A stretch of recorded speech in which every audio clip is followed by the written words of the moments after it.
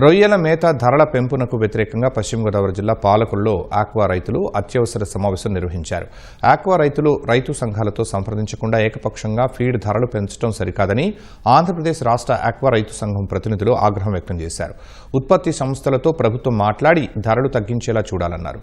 లేకపోతే మంగళవారం ఉదయం 10 గంటలకు ఆక్వా రైతులు రోడ్డు మీదకొచ్చి నిరసన తెలియజేస్తారని చెప్పారు. ప్రభుత్వం అప్పటికి స్పందించకుంటే చలో అమరావతికి చేపట్టడానికి కూడా సిద్ధమంటున్న ఆక్వా రైతు సంఘం ప్రతినిధులతో మా ప్రతినిధి శ్రీనివాస్ ముఖాముఖి. పెరిగిన సీడు ఫీడు ధరలతో ఆక్వా రైతులు ఇప్పటికే నానా ఇబ్బందులు పడుతున్నారు. తాజాగా ఎవరిని సంప్రదించకుండా సీడు ధరలు పెంచడంపై ఆక్వా రైతులు ఆగ్రహం వ్యక్తం చేస్తున్నారు. పశ్చిమ గోదావరి జిల్లా పాలకొల్లులో ఆక్వా రైతులు అత్యవసర సమావేశం నిర్వహించి పెంచిన ఏదైతే ఫీడ్ ధరలు ఉన్నాయో దాన్ని తగ్గించాలని కూడా డిమాండ్ చేస్తున్నారు. సమావేశంలో ఏ నిర్ణయం తీసుకున్నారు, ఏంటన్న అంశాలను వారి మాటలను తెలుసుకుందాం. సార్ చెప్పండి, ప్రధానంగా ఈరోజు నిర్వహించిన సమావేశంలో ఏ నిర్ణయం తీసుకున్నారు?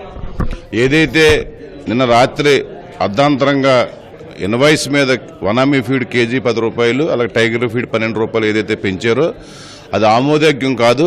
దాన్ని వెంటనే వెనక్కి తీసుకుని అమలుపరచకపోతే రేపు మంగళవారం ఉదయం 10 గంటలకి రాష్ట్ర స్థాయిలో అన్ని సంఘాలు అందరి నాయకులు కూడా వారి వారి ఏరియాల్లో మరి రోడ్డు మీదకి వచ్చి నిరసన తెలియాలని, దాని మీద కూడా స్పందించకపోతే అక్కడే మళ్ళీ చెలో అమరావతి కార్యాచరణ రూపొందించాలని చెప్పి ఇవాళ అందరం కూడా నిర్ణయించుకుని ఒక తీర్మానం చేశాం.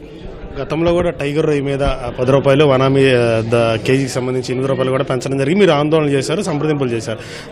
ఆ ధరలు అట్లాగే ఉండి మళ్ళీ తాజాగా ధరలు పెంచడాన్ని ఏ రకంగా చూస్తారు?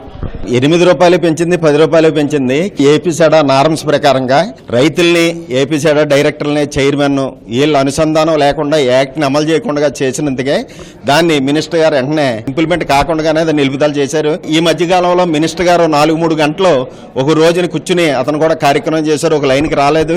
అదే విధంగా మళ్ళీ 3వ రోజుని మినిస్టర్ గారు లేకుండా మళ్ళీ జూమ్ కాల్లో పార్టిసిపేట్ చేసినప్పుడు ఈ గాంధీ భవన్ రాజు గారు ప్రెసిడెంట్గా ఆయన 7 రూపాయలు మాకు ఓకే అని కూడా చెప్పడం జరిగింది. మాట్లాడతామని చెప్పి ఏ విధమైన సమాధానం మాకు చెప్పకుండా 10 రూపాయలు 12 రూపాయలు పెంచుతున్నట్టు మాకు లెటర్లు పంపడం జరిగింది. ఇది చాలా దారుణమైన విషయం.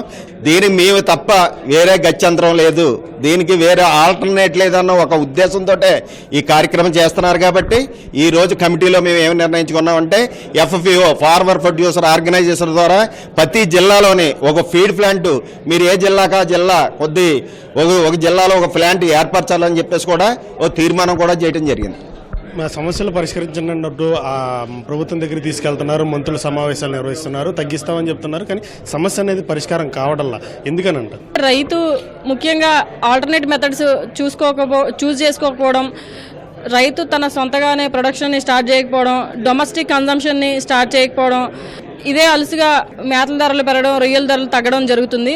రైతు కనుక తన సొంతగా ఫీడ్ మిల్స్ స్టార్ట్ చేసుకోగలిగితే, అలాగే ready to eat, ready to cook ఫుడ్ని డొమెస్టిక్లో ఇంట్రడ్యూస్ చేయగలిగితే ఈ ఇబ్బంది రైతుకి కొంత తగ్గొచ్చని చెప్పి అనుకుంటున్నాను. మంగళవారం రోజు రోడ్డు మీద వచ్చి ధర్నాలు చేస్తామంటున్నారు, ప్రభుత్వం స్పందించుకుంటే చలో అమరావతి అంటున్నారు. ప్రభుత్వం ధరలు తగ్గించడానికి చొరవ చూపిద్దని భావిస్తున్నారా? సరే, ప్రభుత్వం ఈ ధర తగ్గడానికి చొరవ చూపిస్తుందని మేము అనుకుంటున్నాం.